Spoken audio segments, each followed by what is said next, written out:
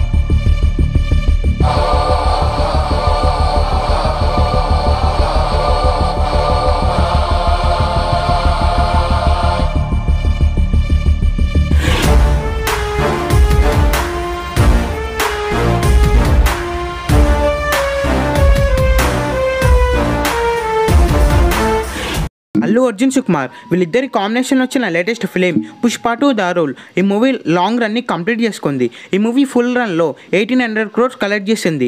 ఇది అల్లు అర్జున్ సుకుమార్ కాంబినేషన్లో వచ్చిన హైయెస్ట్ గ్రాసర్ మూవీ అని చెప్పొచ్చు. ఇక పుష్ప 2 క్లైమాక్స్లో సుకుమార్ గారు పుష్ప 3 ఉండబోతుందని హింట్ ఇచ్చారు. అయితే Pushpa 3 movie shooting next year అయితే స్టార్ట్ అవబోతుంది.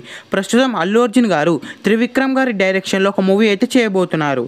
ఈ మూవీ తర్వాత పుష్ప 3 మూవీ షూటింగ్లో అయితే జాయిన్ అవ్వబోతున్నారు.